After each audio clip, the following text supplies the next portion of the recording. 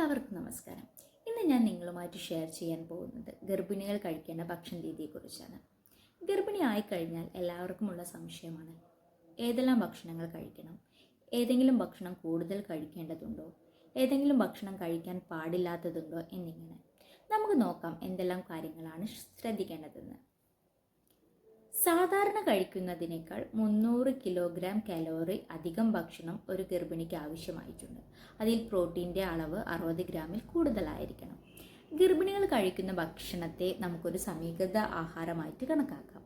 അതിൽ എല്ലാ തരത്തിലുള്ള ന്യൂട്രിയൻസും അടങ്ങിയിരിക്കണം. കാർബോഹൈഡ്രേറ്റ്, മിനറൽസ്, വിറ്റാമിൻസ്, കാൽസ്യം എന്നിവ ഒരു ഈക്വൽ ഫോമിൽ ഒരു ഗർഭിണിക്ക് ലഭിക്കേണ്ടതുണ്ട്. കാർബോഹൈഡ്രേറ്റ്, ഷുഗർ പോലുള്ള പ്രശ്നങ്ങൾ ഒരു ഗർഭിണിക്കില്ലെങ്കിൽ സാധാരണ കഴിക്കുന്നത് പോലെയുള്ള അരി, ഗോതമ്പ്, ധാന്യങ്ങൾ എന്നിവ ഭക്ഷണത്തിൽ ഉൾപ്പെടുത്താവുന്നതാണ്. പ്രോട്ടീന് വളരെയധികം പ്രാധാന്യമുണ്ട് ഒരു ഗർഭിണിയുടെ ജീവിതത്തിൽ. ഗർഭാവസ്ഥയിലെ 3-ാം മാസം മുതൽ ഗർഭിണിക്ക് പ്രോട്ടീൻ്റെ അളവ് വളരെ കൂടുതൽ ലഭിക്കേണ്ടതുണ്ട്. അത് കുഞ്ഞിൻ്റെ ശാരീരിക മാനസിക വളർച്ചയെ വളരെയധികം സ്വാധീനിക്കുന്നു. പ്രോട്ടീൻ ലഭിക്കുന്ന ഭക്ഷണ പദാർത്ഥങ്ങൾ ഏതെന്ന് നമുക്ക് നോക്കാം. പാല്, പാൽ ഉൽപ്പന്നങ്ങൾ, മത്സ്യം, മാംസം, മുട്ട എന്നിവയിലാണ് കൂടുതലായിട്ട് പ്രോട്ടീൻ അടങ്ങിയിട്ടുള്ളത്.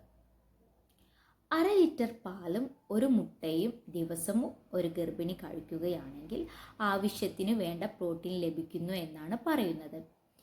ഈ 1/2 ലിറ്റർ പാല് 1 ഗ്ലാസ് രാവിലെയും 1 ഗ്ലാസ് വൈകുന്നേരമായിട്ട് നമുക്ക് കഴിക്കാവുന്നതാണ്. അതിനുശേഷം ഗർഭിണി ശ്രദ്ധിക്കേണ്ടത് കാൽസ്യം, അയൺ അളവ് കിട്ടുന്നുണ്ടോ എന്നതാണ്. കാൽസ്യത്തിൻ്റെ ടാബ്ലറ്റ് ഗർഭാവസ്ഥയിൽ നമ്മൾ എടുക്കുന്നുണ്ട്. ഗർഭാവസ്ഥയിൽ തന്നെ ഹീമോഗ്ലോബിൻ്റെ അളവ് ഗർഭിണിയിൽ ചെക്ക് ചെയ്യുന്നുണ്ടെങ്കിൽ പോലും അത് കുഞ്ഞിൻ്റെയും അമ്മയുടെയും വളർച്ചയുടെ ഘട്ടത്തിലേക്ക് ചെല്ലുമ്പോൾ ഹീമോഗ്ലോബിൻ്റെ അളവിൽ വേരിയേഷൻ വരാം.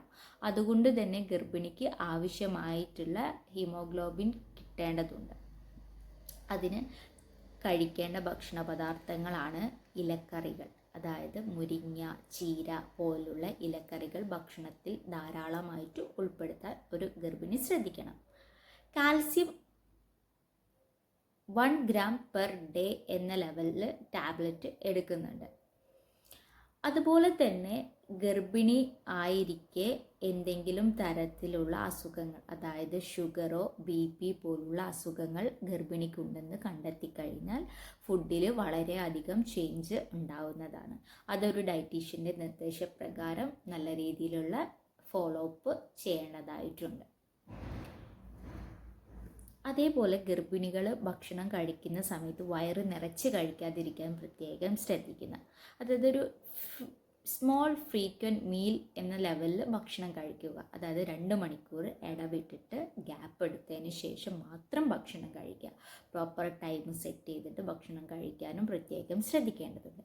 വളരെ നല്ല രീതിയിൽ ഹാപ്പി ആയിട്ട് ഇരിക്കേണ്ട ഒരു കാലഘട്ടം കൂടിയാണ് ഗർഭാവസ്ഥ എന്നുള്ളത്. അത് കുഞ്ഞിൻ്റെ വളർച്ചയെയും മാനസികാരോഗ്യത്തെയും വളരെയധികം സ്വാധീനിക്കും. Thank you.